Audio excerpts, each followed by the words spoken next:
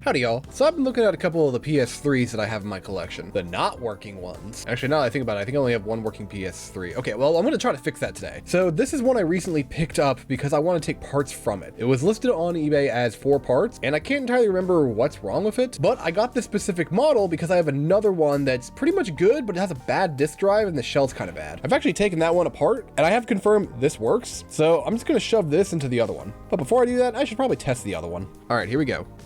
Playing audio. Wait, does this thing just work? I'm looking at my listing and it says USB port's not working. Yeah, I would say that's not working. Well, if the USB doesn't work, then that might actually kind of help me out a little bit. I did buy a 4 parts PS3, so I'm glad that it's not 100% working. But between this and the other one, I should absolutely get a working PS3 by the end of this. Well, time to power you off. Wait, actually, do I get free game?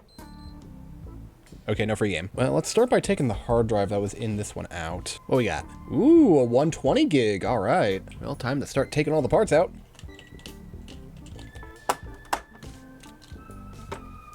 Hey, this is looking pretty clean, at least compared to the other one. So here's the one that was in this versus the one that was in there. You know, for being the same model, these ones have kind of different fans too. Oh, this one's disgusting. So this is the good disk drive. Oh, I didn't know this was modular. That's cool. This is the new drive we're gonna be using. Take a look at the old one. Yeah. Yeah, I guess he definitely tried to solder that. Now I just need to remember how to get the actual motherboard out. Come on, it's time to leave.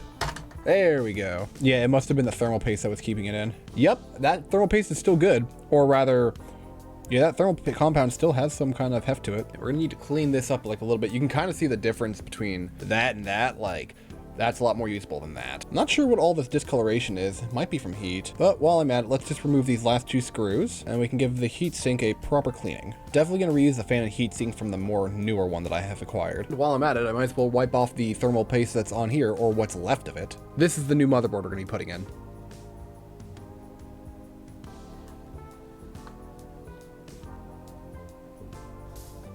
This one's probably gonna need a little bit more help. Ooh, and by a little, I mean a lot. Well, everything has been dusted, so the reassembly part can begin. We will, of course, start by putting the heatsink back on the shield. Just gotta remember the correct orientation for this. I think it's this way? Yeah, that looks right. And now the motherboard goes on. Gonna need a little thermal paste to put on there, so I'm just gonna use this one here that I found.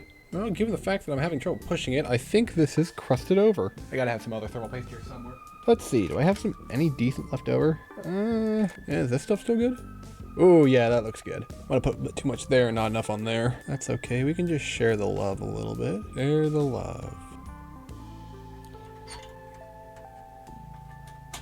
I like how they actually have arrows here to tell me where the screws need to go. Instead of just being like, is the screw supposed to go in here on this layer or what? Oh no, that shouldn't be like that. Unfortunately, I think that is going to have to be like that. You'll have enough reach, right? Dang it, it just doesn't fit. Oh, I'm gonna have to unscrew it. I should have just removed that cable. What was I thinking? There we go, we didn't have to take the heatsink off. Cool. All right, you're just gonna go over there for right now. Now we're putting everything back together. You gotta go in here like this. Gotta lift you up so you can fit underneath. There we go. Where do you go to? Okay, no. You were from some, oh, okay, you were that one. I guess I had an extra one of you. You were right there. So I guess, well, actually, no, I still wouldn't have been fine. Gotta plug this guy in here. We are going to put in the original hard drive that this motherboard came with, so not the new one. And we're going to leave it open like this for the time being. Here's that original hard drive. It is a 120 gig one as well. Why isn't that sliding in? Okay, well, these are supposed to be the same model though. Okay, I guess we're gonna be using this one then. And what we're gonna do is we're just gonna take this bracket and put it on the other one. There we go. Ooh, this thing has games on it.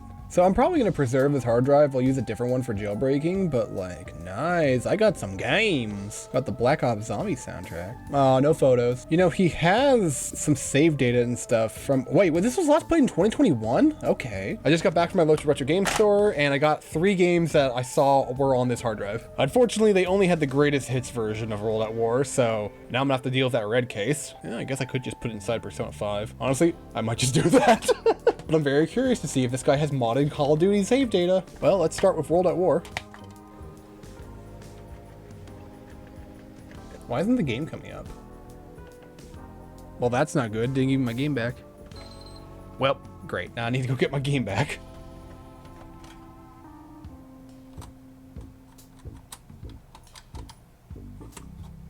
All right, here we go. Let's try again. You gonna take the game? No? Hello? Oh, I did it. I got it working. The amount of stuff I had to do. I had to take apart and reseat this disk drive so many times, and I scavenged so many parts from the other disk drive. And honestly, I think part of the reason why this one wasn't working, looking at the ribbon cable, some of the ribbons might just not be good enough anymore. I also transported the motherboard from that other one into this one, because I didn't know this PS3 was like looking for a specific like security thing on the other one. But hey, we finally got a working PS3. And now I can actually load games on here so we can see that guy's save files. Well, there's no campaign. Well, I guess he didn't have any save files here. Man, I was hoping for modded zombies. I thought I saw Skyrim stuff in here too. Black Ops 2, dang it, wish I had that one. GTA 5 and Modern Warfare 2. No save data, what do you mean? Well, evidently his save data, I guess, isn't modded. I'll get around to modding this in another video, I think, because I would also like to try to upgrade the hard drive and stuff in it. But I've been at this for hours and I'm a little tired. And hey, by the end of it, I was able to get one working PS3 out of two broken ones. No idea what I'm gonna do with the parts of the other one, but I mean, it's what it is. But that's gonna be it for now. So long, y'all.